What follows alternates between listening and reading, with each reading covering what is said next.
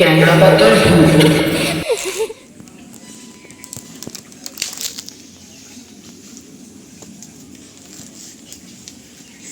আজকে তো দেরি হলো যে? অফিসের কাজে। ও, এত চিন্তিত লাগছো কেন? আরে দেখো না, খুব ভূত দেখা শুরু করছে, কোথাও ভূতই দেখতে পাচ্ছি না। তাহলে এই ব্যাপার, চলে জানো তোদের মামার বাড়িতে ক্যাংড়া পাতার ভূত। চলে এলাম মায়ের কথা শুনে আমার মামার বাড়িতে। শুনেছি এখানে নাকি থাকে ক্যাংড়া পাতার ভূত, সাথে তো বিশ্বাস হচ্ছে না। এদিকে না পরিবেশ পরিচ্ছন্ন খুব ভালোই ছিল, তো হাওয়াও বেশ। দেখি কি হয়, ভূত নাকি দেখি কি।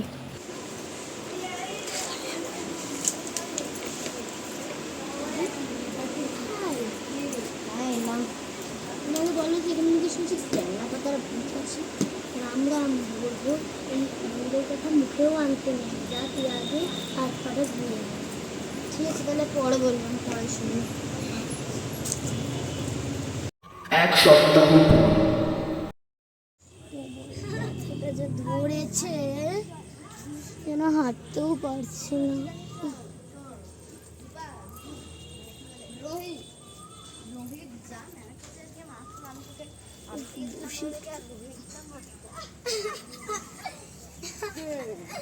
পানি লাগছে রে। ঠিক আছে, টাটা। টাটা, ভালো দেখা হবে।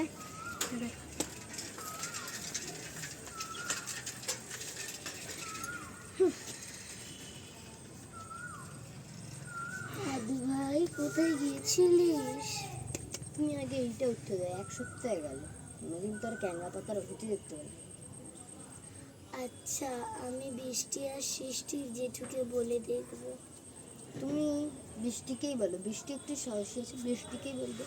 বৃষ্টি যদি নিয়ে যায়, দেখি কি হয়। আচ্ছা ঠিক আছে, বৃষ্টির সাথে আমার দেখা হলে আমি ওকে বলবো। ঠিক আছে, তাহলে আমি একটু ঘুরে আসছি, তুমি বসো। পরের দিন বিকেল।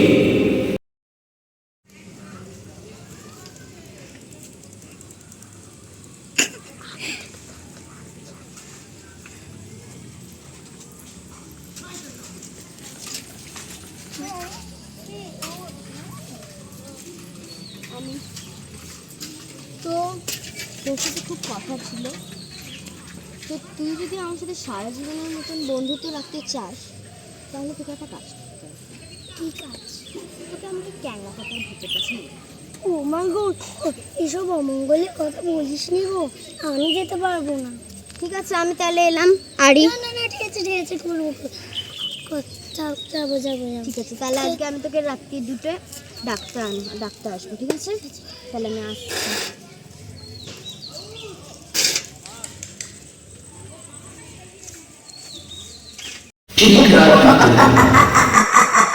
কখন যে আসবে বন্ধুটা, 2টো বাজতে তো 2 মিনিট বাকি, এতক্ষণে তো চলে আসার কথা, এখনো এলো না। ঠাকুমা আসছি। সাবধানে যাস দাদু ভাই, নিজের খেয়াল রাখবি। ঠিক আছে ঠিক আছে।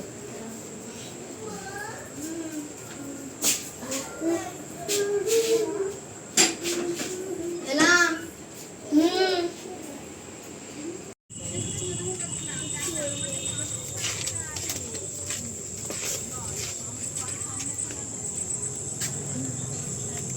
হুমা, তুই ঘুমটা দিয়ে হচ্ছে? আসলে আমার ঠান্ডা লাগছিল, তাই আমি অন্য দিকে গলা ফল তো সে পাই। আসলে আমি আইসক্রিম খেয়েছিলাম বলে তাই ঠান্ডা। যাই হোক, চ।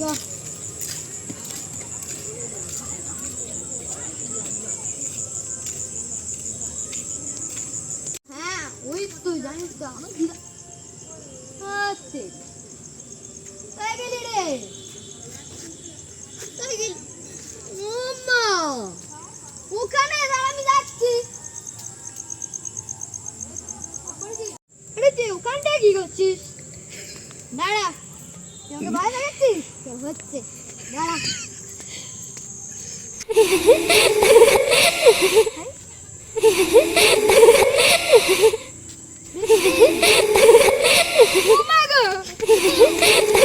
তিনটে বেজে গেল, এখন এলো না, আমার তো ঘুম পেয়ে গেল। যাই তো, হ্যাপি হাঁপি হাঁপি তো দৌড়তে দৌড়তে আসছিস কেন? তো তুই এখানে? তাহলে ওটাকে